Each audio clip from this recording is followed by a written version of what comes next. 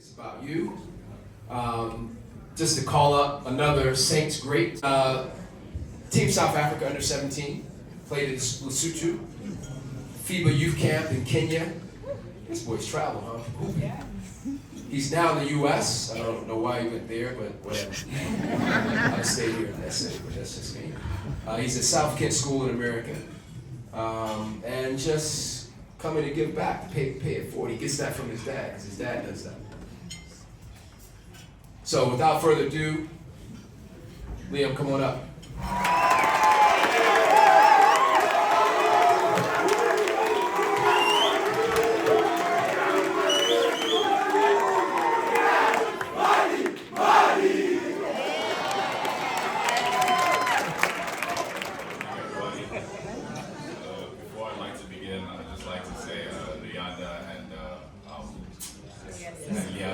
Performance. That is just incredible. You're two very talented young men, and that was just beautiful. And to my first team, Amila, the coaches, I'm immensely proud of you guys. I watched your journey from the States, and as Uncle Chris said, it wasn't a failure. You guys didn't fail at all, and I was just filled with so much pride every day I watched you guys, and it was just a joy to see how much you guys have matured and grown. And without further ado, good evening to the headmaster, the head of sports, staff, coaches, parents, and last but not least, you boys. My name is Liam Mali. I was the basketball captain at Stithians Boys College in 2023. And now, when I was approached by Coach Vibes last week, before our workout, last week Wednesday, I was posed with the task of delivering a speech at this dinner tonight. Now, to be completely honest, I couldn't even think of a place to begin or what to say. But through careful deliberation, I believe I found a fitting place to begin. From as young as I could remember, the first group of older players to inspire me were the likes of Nyasha Gumbo, Joshua Ozabo, Kawelise Nyembe, Ngosanati Maposa, just to name a few. I can just remember being enthralled by the way that they played the game and the manner in which they carried themselves, on and off the court.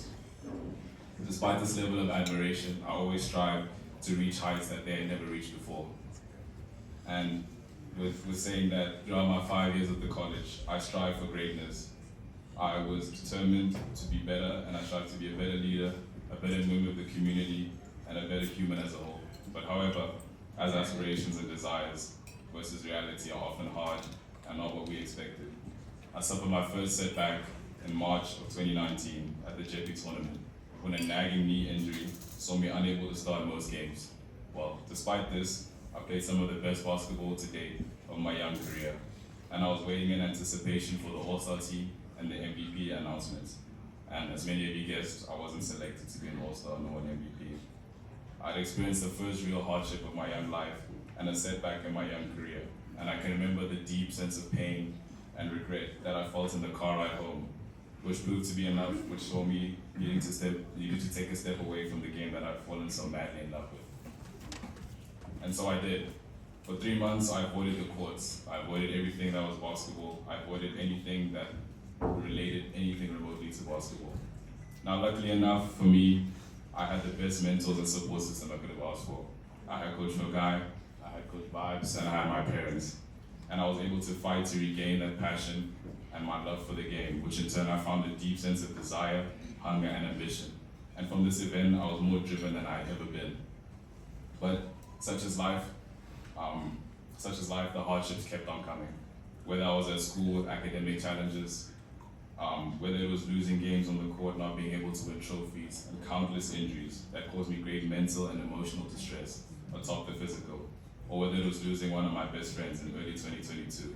Life just kept on knocking me down at every single possible chance it got. But it made me to think of a quote every single time from the legendary Coach Vibes. When your back hits the floor, my boy, there's only one way out. And this is something that has stuck with me for 6 years, and it's something that I still live by to this day.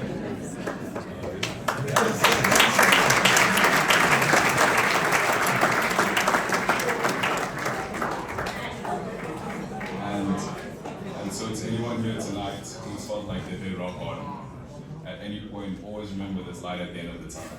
The grass is always greener on the other side. Romans 8 verses 18 in the Bible says, the pain that you're feeling cannot compare to the joy that is coming. It will always get better. You just have to trust in the Lord, keep your head down, and keep moving forward. Now, instead of sitting here and chronologically explaining my story further to you tonight, I found it more fitting to pass on some of the lessons that I've learned from traveling overseas, from since I was young and started playing basketball.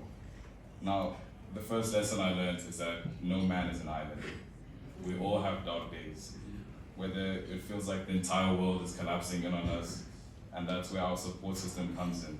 I'm fortunate to have Coach Vibes, my parents, Coach Fungai, and a lovely bunch of friends.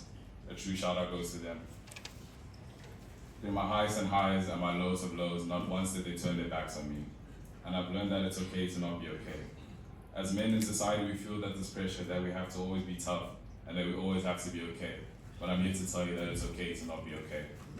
Which leads me into my next lesson. Your mental health is just as, if not more important than your physical health. You need to take care of your mind and train it like you would any muscle. Take time to learn it, to strengthen it, and to grow it. It is the most underrated tool in my life, not just on the court. Another very important lesson I learned is that comparison is the thief of all joy. Never compare your story to the next man's story. Run your own race, stay the course, and never be envious of the next person. Another lesson I learned is that hunger and desire will be able to trump any form of talent or skill. If you're willing to get up at 5 a.m. every day, work out multiple times a day, and go to bed late every day, perfecting your craft, no matter what it is. And as long as you stay consistent, hungry, and desire, and your desire, it will pay off. And you will be undeniable. The second last lesson I've learned is that life is all about balance. Being able to balance your academic expectations as well as your sporting commitments and your social life. And much like anything that requires balance, tipping too much to one side will cause an imbalance, and subsequently the other side will begin to lack. And so my appeal to all of you tonight is that you cannot be great on the court and be a mediocre student in the classroom. Similarly, you cannot be a lazy student in the classroom and expect to be the most disciplined and the best basketball player. Discipline is a commitment that needs to be carried out in all aspects of your life. This brings me to my final lesson, and ironically I think the greatest lesson that I've learned is that there's a lesson to be learned in everything you do. Some on a larger scale, but none more significant than the other. All the little lessons we learn every day are what shape us into the people who we are. We are forever learning, growing, and adapting. My final plea to everyone sitting in this room is to always believe in themselves. Whatever passion is burning deep within your heart, pursue it relentlessly, keep chasing it until you cannot chase any longer. Pour every fiber of your being into it until you win. Never be afraid to defy the odds. Take the leap of faith and bet on yourself, and never stop believing in yourself, even if you're the only one who does. And now to end off with a quote from Coach Carter. Your playing small does not serve the world. There is nothing enlightened about shrinking so that other people won't feel insecure around you. We are all meant to shine as children do. It's not just in some of us, but in everyone. Thank you.